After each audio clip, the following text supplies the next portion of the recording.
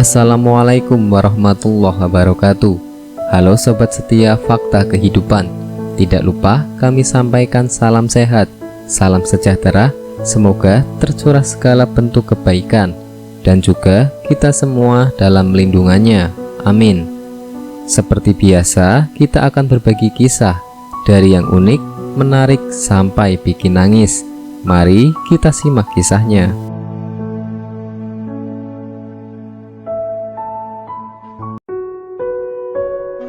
Orang ini merasa kepanasan saat mendengarkan ayat kursi. Ternyata ini penyebabnya. Ada salah satu pembaca bertanya, "Mengapa saat mendengarkan ayat kursi, ayah saya merasa kepanasan?" Ayat kursi termasuk salah satu bacaan ruqyah syariah. Saat seorang kesurupan jin lalu diruqyah dengan ayat kursi dan bacaan lain dari Al-Quran dan hadis, umumnya ia akan bereaksi. Salah satu reaksinya adalah kepanasan. Sebenarnya jin dalam tubuh orang tersebut yang kepanasan. Ketika tidak tahan dengan panas yang semakin bertambah, akhirnya jin itu pun keluar dari tubuh yang ia rasuki. Orang tersebut pun akhirnya sadar kembali.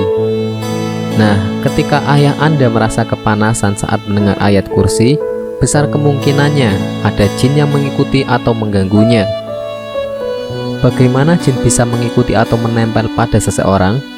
Ada banyak cara. Yang paling sering adalah ketika seseorang itu mempelajari ilmu kebal atau sejenisnya dengan bantuan jin.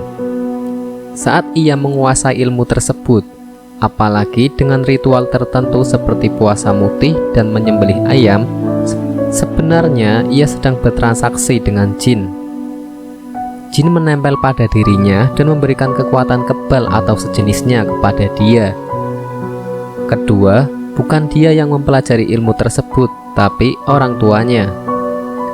Orang tua tersebut terikat perjanjian dengan jin bahwa sepeninggalnya jin tersebut akan terwariskan kepada sang anak, sehingga jin itu pun menempel kepada sang anak.